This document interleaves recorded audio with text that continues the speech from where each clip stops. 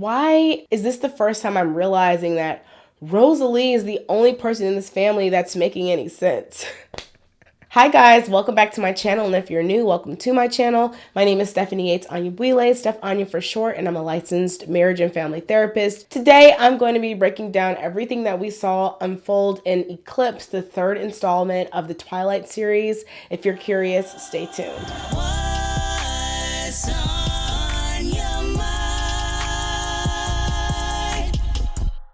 You may remember at the end of New Moon, at the end of our last video, we left off talking about Edward's marriage proposal, which was essentially an ultimatum. He's saying he'll change Bella himself into a vampire if she's willing to marry him. But ultimately, I love at the beginning that she says no. Yet Bella has the foresight to think about that, but not about the fact that she's making an even larger life commitment by wanting to become a vampire in the first place. But Bella says no. It's always nice whenever I see Bella actually saying no to someone, even though 9 times out of 10 she ultimately just gives in to them. One of her arguments to Edward as to why she doesn't want to get married is that she doesn't believe in the institution of marriage, citing that 2 out of 3 marriages end in divorce, which is not an accurate statistic, not based on when the book was originally written, when the movie came out, and definitely not now. We're looking more at like 35 to 50% of marriages ending in divorce, and that's specifically first marriages. Second marriages do actually have a much higher likelihood for divorce, where we are looking at that 2/3 number. 60 to 70% of second marriages end in divorce. One of the most annoying scenes for me, both in the movies and the books, is when Bella wants to go visit Jacob at the reservation because she hasn't been hearing from him ever since she and Edward reconciled. And Edward's response to that is to prevent her from doing it is to, I think he cut her car cables or something to prevent her from being able to drive to the res. I hate that part so much because it's like you were comfortable to leave her for months, be in an entirely different country, and now that you're back, you're monitoring her every move and telling her it's not safe for her to be in the very place that represented a haven for her when you left her completely unprotected. As I matured into an adult and was watching Twilight, and especially once I became a therapist, this was one of those times where there was no question. You didn't have to interpret something as control.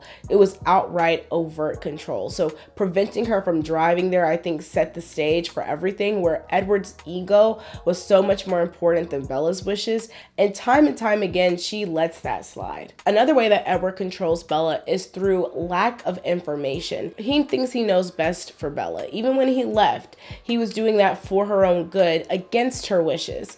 And another thing that we're seeing now is as Victoria is being presented as a bigger threat, Edward takes Bella out of town in order to keep her from knowing that Victoria is an immediate and urgent threat. As Alice had a vision that she was going to be coming in town, he was trying to get Bella out of the way while his family tried to protect her from Victoria. Again, I always talk about how Jacob is different in the books than in the movies. Eclipse is where we start seeing more of a merge, and a lot of people have a theory that Stephenie Meyer didn't really want Jacob to be an actual love interest that the audience was rooting for. So she sort of demolished his character in Eclipse, both in the books and the movies. He does things that are completely unforgivable. Bella finds out about Victoria being an immediate threat. Bella calls Edward out and he says, "I was trying to protect you." By lying to me. And Jacob is basically saying it's her right to know. Why would you not tell her that? In the book, Jacob's dialogue is, you don't think Bella has a right to know? It's her life. So he was still thinking about her rights in terms of how can we make sure she knows that even though she's being protected, she still has some agency in these situations. And I think through these interactions with Bella and Edward, he started probably seeing that Bella doesn't care about her rights. He's trying to constantly think about what would be good for her, and it seems like he keeps finishing last when using that mentality. Then we really start seeing Jacob's hot-headedness in a way that becomes obviously unhealthy and intimidating. So when they're in the garage and Bella shares with Jacob that she intends to become a vampire herself in the next few weeks, she specifies that it'll be happening after graduation. Jacob loses it. This happens both in the movies and in the books, just a little bit differently. A difference between what happened in the books and the movies is that in the movie, Jacob throws something. That is something that is actually never okay. Why is that not okay? Because a lot of people say, well, this person is just trying to expel the energy into an object instead of the person that they're frustrated with, which obviously that is a better option. However, that still cultivates an atmosphere of intimidation and fear. So even if you're not being physically abusive in a situation like that, that is still a form of emotional abuse. You're creating an atmosphere where this person feels that they need to protect themselves against you. So that emotional abuse creates a certain relationship of dominance where you could be a threat to that person. Whereas in the books, Jacob doesn't throw anything. He just so happens to be holding a soda can and he ends up subconsciously squeezing it so tight that it bursts out and some of the juice ends up getting on Bella. But that was more unintentional than picking something up and throwing it. But the worst thing he says, and I actually went back to the books to make sure, I'm like, did they add this into the movies to make Jacob seem more like a bad guy? And no, this is actually in the books, is where Jacob says to her, "Better you really be dead than one of them." This was the worst possible thing he could say. At that point, you're contradicting your entire argument of loving her and caring about her rights and what she wants for her life. And you're basically saying, if you don't do what I think is best for your life, I think it's better if you don't even live anymore. And I know that he's really saying that to him, if she's a vampire, she's dead anyway. And he couldn't bear the sight of this person that he loves turning into that.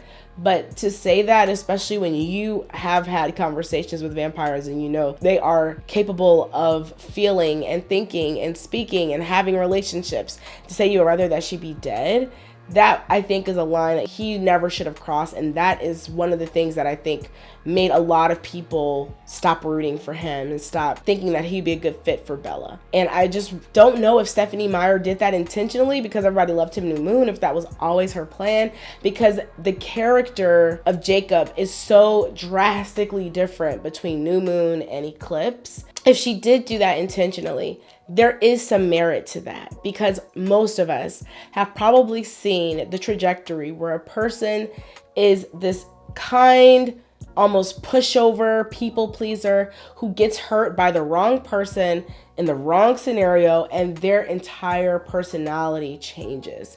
They want to be the person that's hurting people because they don't want to get hurt again.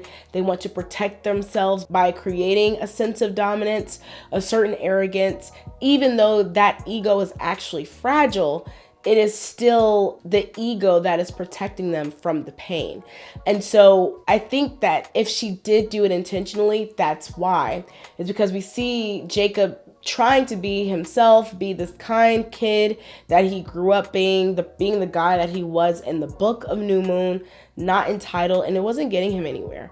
I think through all of his frustration and bitterness, we just start seeing him evolve into this completely different person as a result of pain. That's not a justification. That's not saying, oh, it's okay to emotionally abuse people if you have a traumatic history.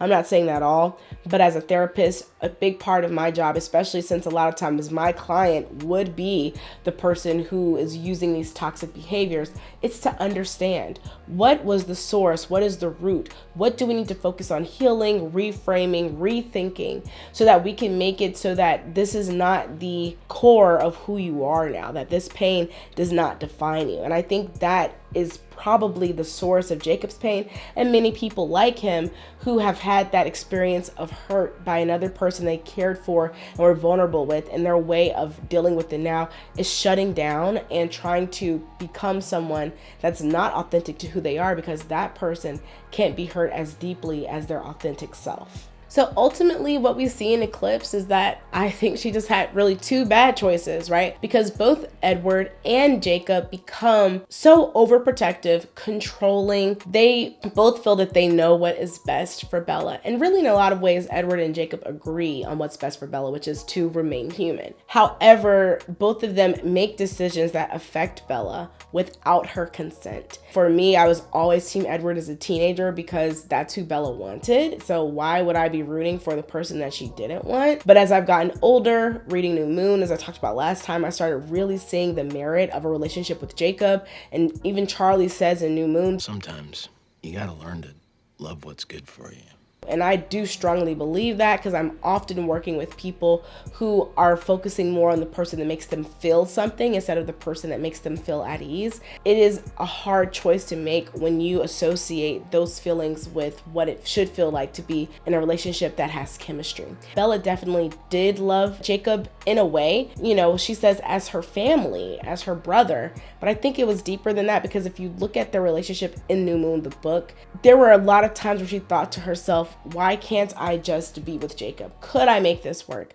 I could see this life with him. But in the back of her mind, she still had so much hope that Edward would return that she never fully opened herself up to the possibility of being with Jacob.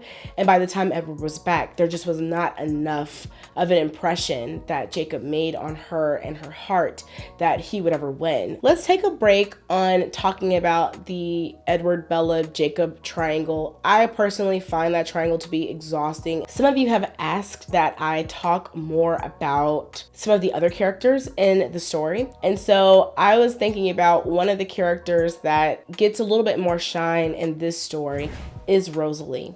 And I've always been very curious about the character of Rosalie because growing up, she seemed like a very one-note character. I'm like, okay, they gave a little bit about her background in this one, and yet it still just doesn't excuse why are you so mean and callous. But now I allowed myself to look at it through a new lens in my most recent watch. So this is brand new insight. But I thought about it and I'm like, why is this the first time I'm realizing that Rosalie is the only person in this family that's making any sense? At first I was like, okay, she's mean. What is there to say? She's just a mean girl. Here's the thing. When you're the person in your family or friend group who is looking at things through a different lens, you come off as the difficult person, or what we refer to in therapy sometimes as the identified patient, which is the whole family is like, this person is a problem. We need you to fix them. The rest of us are fine. And usually it's a kid. And you start working with this kid and you're like, okay, seems like there's a lot of things happening at home that's leading to these symptoms and behaviors that the family has determined to be problematic. Now, I know for a fact, according to the story, that Rosalie was a stressor, an annoyance prior to Bella ever being a part of the family. So I don't mean to insinuate that Rosalie is always right. But I think in this particular situation, she was the only person that was looking at it from the perspective of what Bella was going to be missing out on. And everyone else in the family was looking at it from a more self-centered perspective. Even Carlisle says at the very end of New Moon, when they're voting on if Bella should become a vampire after the encounter with the Volturi, and everybody votes yes except for Rosalie. And Carlisle even says, I've chosen not to live without him, which leaves me no choice. So basically Carlisle is looking at himself and saying, I don't want to live in a world that Edward's not in. And Edward doesn't want to live in a world that Bella's not in. So I have to vote for Bella to become a vampire as well. And Rosalie is like, think about what she's missing out on. I wish somebody would have voted no for me. She's not going to be able to have a family, see herself grow older. She was the only person who was looking at this from the perspective of the things that Bella was going to miss out on. And so she comes across as just being this mean person. Her delivery is certainly not good. But if we look at it in terms of differentiation, which is a person who is more individualized, they are able to think for themselves. They're not part of groupthink, but they also are able to recognize their place in the family. So it's balance. If we were to look at it from that perspective, the fact that she's able to hold her own in how she's voting and viewing the situation, that might be what we're seeing here, is that we're looking at this story from Bella's perspective. We're looking at the story from Edward's perspective. And Rosalie comes off as kind of a bad guy because she is not in agreement with the things that they're wanting. For Edward, he's wanting to be with Bella. Rosalie's not in agreement about that. And for Bella, she's wanting to be a vampire, and Rosalie is not in agreement about that. But looking at it from a different perspective, Rosalie is kind of the only person who is actually thinking about what would be best for Bella in the long run, even though she's not communicating it in a way that would suggest that she's really thinking about Bella in that way, but I think that she is. And we can't talk about Rosalie without talking about vanity. Rosalie, even before she was a vampire, her looks are what helped her navigate the world, move forward in life, move towards her goals. And in Midnight Sun, Carlisle initially brought Rosalie home, hoping that she could be a mate for Edward, because at the time, it was only Edward, Esme, and Carlisle in the family. So Carlisle had his mate, and Edward was essentially a perpetual third wheel. And he thought that Rosalie would probably be Edward's mate, but Edward was never interested in her. And she was never interested in him, but she was very offended that he wasn't interested in her. So Rosalie definitely has some narcissistic traits in that she's got a very inflated ego, especially when it comes to her looks. But she doesn't have a lot of the other narcissistic traits, so I would probably never diagnose her with narcissism just because of her inflated sense of ego. There's another character that I'll talk about a little bit later that I think actually meets those narcissistic qualifiers a lot more closely than Rosalie does, and I'll get to that in a little bit. I would even venture to say that Rosalie probably meets some of the criteria for persistent depressive disorder, only because she's chronically dissatisfied with her life. Part of the reason why she seems so frustrated and angry all the time is that one way that depression presents itself is as anger, and we don't talk about that enough. We always see the person who is low on energy and unmotivated and not socially engaged, and so she wants a life that is not possible for her. She's stuck in this perpetual life of not being able to have the things that matter the most to her, which I think the most important thing is having a family in terms of having children. And so for Rosalie, she's stuck in this life that she would never choose for herself. There's a lot of layers to Rosalie, but they're not fully explored because she's not the protagonist. So let's get back to the love triangle, Jacob, Bella, and Edward. Eclipse is all about this love triangle, and they're trying to hide it behind these political storylines. You know, they're giving us a little bit about Jasper's background, being in the army, and then we got the whole newborn army situation. But really all this story is really about is like Edward being back and Bella dealing with the remnants of whatever she and Jacob built in the last story. So one of the more annoying scenes, again, that shows that both Jacob and Edward prioritize their ego over Bella is when they recognize that Bella needs to be protected. She needs to be guarded and watched 24/7 because Victoria is a threat that they'll need to make sure that they're looking out for. Jacob says, "It'll be hard to miss when we cross it again. We'll handle it from here." And Edward's like, We don't need you to handle anything. why? Why would you want her to have less protection? If this is really about Bella, then why would you refuse additional help, right? So that just shows you that there are so many times where people are so self-centered in this story that the main goal you have, which is to look after Bella, is not even your first thought. This is not your rationale behind your choices as you claim it is. The number one thing that you're defending is your own pride. Now let's talk about the scene everybody wants to hear about. I mean, ever since I've been doing these videos, people have been talking about this in the comments. And here we are in Eclipse. And that is Jacob kissing Bella against her will. Unfortunately, this happens both in the movies and the books. I'm telling you guys, as I was preparing for this video, I was trying to fact check everything in the books. And honestly, a lot of what's in the books is worse in Eclipse for Jacob. The force of it, and then when you see it from Bella's perspective, she says in the books that she tried to make herself just go as still as she could until it was over. So we see her there. We talked about in the last story with New Moon how Bella has a tendency to dissociate. That's another form of dissociation, is when you remove yourself from a situation that is causing you to have a lot of anxiety, anger, frustration. And essentially that's what she did. She just went completely still, pretended that she wasn't there. I remember I was talking with someone not long ago who was talking about having a father who's an alcoholic, and that they just knew when they got home, they wouldn't even remember making it up to their room, but they would just turn their mind off, be on autopilot, deal with any slurs, aggression, anything that their father was throwing their way. That was their only goal, make it to my room. And they couldn't even remember getting there because they were so effective at dissociating to cope with this stressful environment. And that's what Bella's doing in a situation where Jacob is literally forcing her to kiss him Is that sexual assault? Absolutely. Sexual assault, physical assault. It is never, ever, ever okay to touch someone against their permission. And for Jacob to say that he cares for Bella and loves Bella, he even says later on, you know, that he tried to blame it on his animal instincts. And he recognized that that was not solid justification. With Jacob in that scene, I mean, that's when he lost most of us. But I'm not gonna lie, when I was a teenager watching this, you know, we were told so many times the magic of that first kiss or true love's kiss, that this is when our mind is going to open up and we'll see with clarity our true love.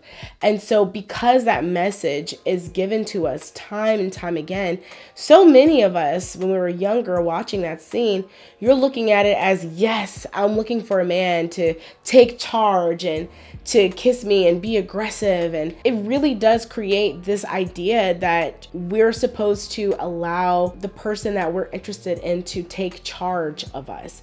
And this is what that actually looks like from the outside looking in. You know, you could be in a very dangerous situation with that mentality. I think in the movie theater, when he did that, I remember, I think people were clapping and shouting and people were happy to see that. But now as we look at it, as we're older, I know a lot of you will say, hey, I already thought that was bad when I was younger. And that's great for you. I'm glad you had that insight. But honestly, for me and for a lot of people, looking at that at the time, it seemed romantic, that he was making her see him for the first time. She never gave him a chance. He was taking himself out of the friend zone. And you know, Bella's response was to try to punch him. I loved that, even with all of the flaws of this story, that even Stephenie Meyer showed us that that was not okay. Even if this person is someone that you trusted and you never thought would hurt you, if they're touching you in a way that you're uncomfortable with, and especially you're saying no and they're continuing, that is not okay. And you should defend yourself if you can. Or the other alternative is to flee the situation. And so that is something that I think, again, Eclipse is just such a drastically different version of this character, both in the books and the movies, in comparison to the Jacob we saw in the books in New Moon. And so I can't tell if Stephenie Meyer did that intentionally or if that was more of something that was a response to people actually rooting for Jacob and Bella when she maybe didn't see that coming. I don't know. I know that's a huge theory people have. I never thought of that. But you can't blame it on him becoming a wolf because he becomes a wolf in New Moon. And so it's just really odd to see that drastic of a change, but he makes a lot of choices in the story that make him irredeemable. So as I was watching the graduation scene, another character that I thought would be fun to kind of dissect a little bit is Jessica. Because this is a character that we are introduced to so early on. She's one of Bella's first friends at school. If you read Midnight Sun, a lot of what we learn about Bella from Edward's perspective is through Jessica's mind. But Jessica, I was thinking, what is the best diagnosis for her? And I actually think she meets the criteria for narcissistic personality disorder more closely than I would say Rosalie does, or even Edward. I've seen people say that Edward is a narcissist, and I know why they're saying that, probably because of the gaslighting that we talked about in Twilight and other things that he's done, that fragile ego. Jessica represents so many different symptoms. So I'm just gonna run through some of the things clinically that we would look at for narcissistic personality disorder. You have to meet 5 out of 9 symptoms. So I'll share 5 of the symptoms that Jessica exhibits, just so I can share with you why I believe that is the best diagnosis for her if she were to be a client on my couch. Now, the thing about narcissistic personality disorder is that typically those people aren't on my couch because they usually don't see any problem with their self. The problem is with everyone around them. And so they typically lack the insight into how they're affecting the people around them. Number 1 for Jessica is a need for admiration. You may remember in the movie, Jessica gives a speech. She comes to Bella and asks her, do you think that my speech was too much? You know, she's really just asking for compliments. And then Bella goes, I think you nailed it. And she's like, right? It seems like I was meant to lead. Or when they're shopping for prom dresses and Bella says, oh, I think you look great in that dress. And she goes, right? She needs that praise. And she's the kind of person where a person like Bella coming in and getting so much admiration, that is a major threat to Jessica because now eyes are on someone other than her. lack of empathy. We really see that in New Moon, because when Bella's going through her depression, Jessica says things to her like, I know you're so depressed and we get it, but we're all going through things too, right? And when she comes back to eat lunch with them, she's like, oh, Bella, you're back, right? So she's not really holding any empathy for Bella, whereas Angela, Bella's other friend, is a lot more empathetic and concerned for her, especially in the books. We get a lot more insight into their minds through Edward's view in Midnight Sun, to the point where Edward doesn't even like listening to Jessica's thoughts, because the way that she views Bella is so negative and antagonistic, yet the way she's speaking to Bella is as though they're friends. And so Edward is always grateful for an opportunity to learn more through Angela's thoughts than Jessica's, because Jessica is basically being so fake and pretending that she cares about what's going on with Bella when really she's just engaging with her to serve her own needs. So the lack of empathy is definitely there. An exaggerated sense of self-importance. I would say that Jessica's shock that Edward would be attracted to Bella and not her shows you how highly she views herself. She's like, oh, no one's good enough for him, but Bella is, you know, because Jessica was having active fantasies and things like that about Edward, which is revealed more in Midnight Sun. And so that kind of shows you that she's the type of person that's constantly comparing herself to others and typically viewing herself probably as superior to most of the people that she compares herself to. So in general, for a person to be considered narcissistic, they're conceited typically, they overestimate their own abilities, they're boastful. And ultimately, the most important thing with narcissism is that your ego, even though you are boastful and conceited, your ego is really fragile. So you try to exploit situations to help boost your ego. And when that doesn't work out with the people or situation you're putting yourself in, you ultimately end up being extremely insecure. So Edward choosing Bella over her, Mike choosing Bella over her, that was a major hit. She wasn't just confident in herself, her confidence was dependent on external validation. All of those things definitely apply to Jessica. So I would say that if there was one character in the story that exhibits the most narcissistic traits, I would have to say that's probably Jessica. So another frustrating aspect of the relationship between Edward and Bella is the fact that Edward continues to push Bella toward marriage, even though he knows this is not something she believes in. He values his own beliefs and morals over hers. She does not believe in marriage. She has seen her parents get divorced. She even asked Charlie, do you still believe in the institution of marriage? He says, yeah, he thinks it does still have value. But it's something that for Bella is just not important, and she's worried about how it's going to make her look. And Edward is constantly trying to convince her to do that, even though really he knows that ultimately, if it's something he really wants, she's going to do it. So that I talked about in the Twilight video, how a lot of times we are told through the media that the person that's making us challenge our own values is the person that we should be the most attracted to. And sometimes it's not the typical things like doing drugs or jumping out of a plane, or in this case, you know, the whole tree thing while Bella's afraid of heights and speed and things like that. Sometimes it's something that society would view as a good thing, like getting married. And if that is against their values, that's still not a good thing, right? So ultimately, Edward shouldn't have even felt comfortable marrying Bella if she had any hesitation whatsoever to marry him. That shouldn't have been a stipulation for her to become a vampire. If he didn't believe in her becoming a vampire, he could make the choice not to turn her himself. But if that's something that she wanted and someone else, Alice, had volunteered to do that, she has other options. He didn't have to participate in something he doesn't believe in. And he shouldn't have felt comfortable with strong arming her into doing something that she's not comfortable with. So even though as a teenager, this was really exciting for me, as an adult, I just can't be really excited about the fact that they're getting married, just knowing how opposed to marriage Bella is. Even when Bella says that she wants to lose her virginity to him, he says he'll only do it after marriage, which is fine, because how often do we have that play out where one person may have more spiritual beliefs that support waiting until after marriage? However, if you have one person in the relationship who does not want to be married, throwing that out is yet another ultimatum, right? I will do these things for you if you do this very important thing that is against your beliefs for me. So both in the books and the movies, Jacob seems really delusional when he keeps telling Bella, you love me too, I know you're in love with me. And I do think that anytime you're trying to tell a person how they feel, That's a major red flag. Like, you can't tell me what I want and what I feel. But it's not from left field if we look at the story in New Moon, where Bella really is thinking about considering a future with Jacob. She recognizes that her life would be easier with him than it would be with Edward because of the sacrifices that she'll have to make to be with Edward. But we just never really get to see it unfold.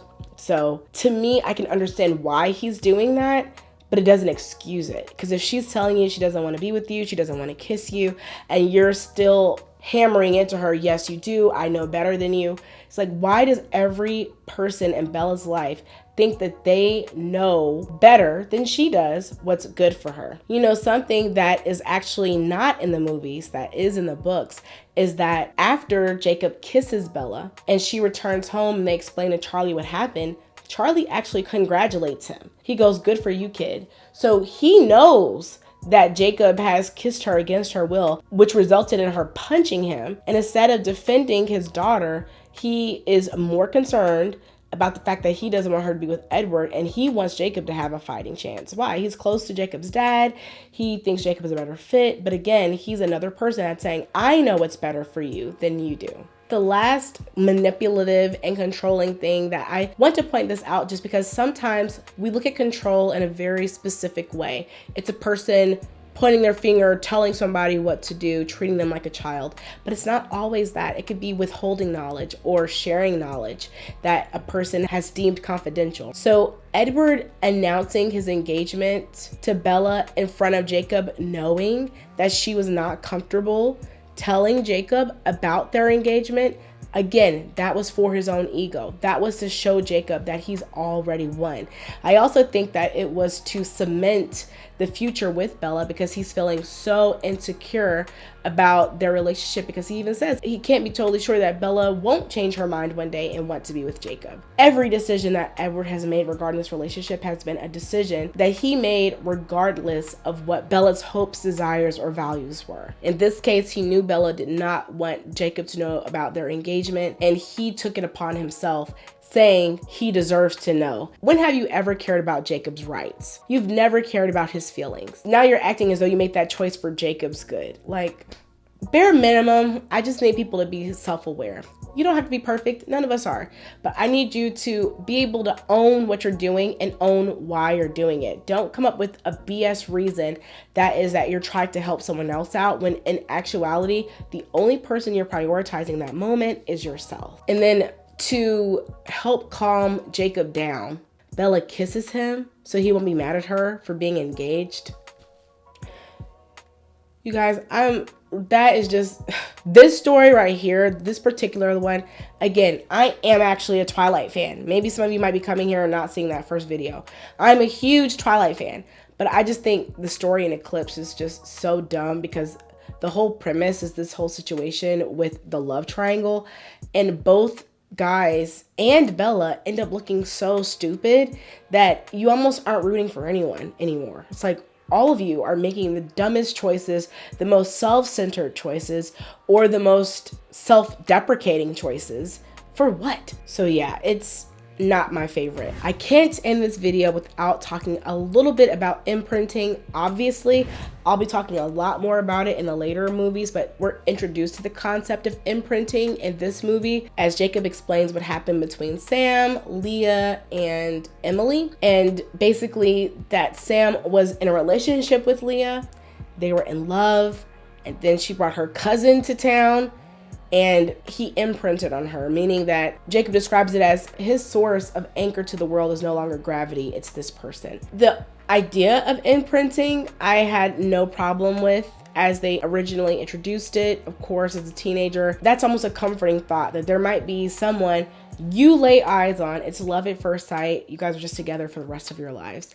And so that is a comforting thought at that time. But once we get to later parts of the story, it does definitely become more problematic. We start talking about age differences and more power imbalances. This was more of a situation where someone got hurt. Leah got really hurt and she never gets her happy ending. But as we talk about imprinting later, this idea that you have no choice but to be with this person, it gets more complicated. And we will definitely talk about that in the later stories. But I know that a lot of you wanted to hear my initial thoughts about it. And starting out, I like to do this thing in order. When I first read Eclipse, when I first watched the movie, I had absolutely no problem with the concept of imprinting. But as we get later on in the story, we all know why it starts becoming a little bit more complicated. So those are my thoughts about Eclipse. Again, not one of my favorite stories. I am not very interested in the war aspect or the political aspect with the Volturi, so it's meh. Not my favorite, but I appreciate you for watching this video. I ask that you like this video, subscribe to my channel for more content. I'm really excited about the Breaking Dawn videos. There's so much to talk about with both of those. I think I'll probably have to split them up because there's just honestly way too much to do one video based on the Breaking Dawn book, since there's 2 movies. I don't know how many parts we'll have to break that into, we'll see. But I appreciate you guys for loving the series and sticking with me as I'm trying out new content on the channel. I know a lot of you love the reality content, and don't worry, we've got more reality content coming up. Thank you for sticking with me as I try out some different things as well. And I'm always looking forward to your suggestions for videos that you want as well. You didn't have to watch this video all the way until the end, but it helps me so much that you did. So thank you, thank you, thank you.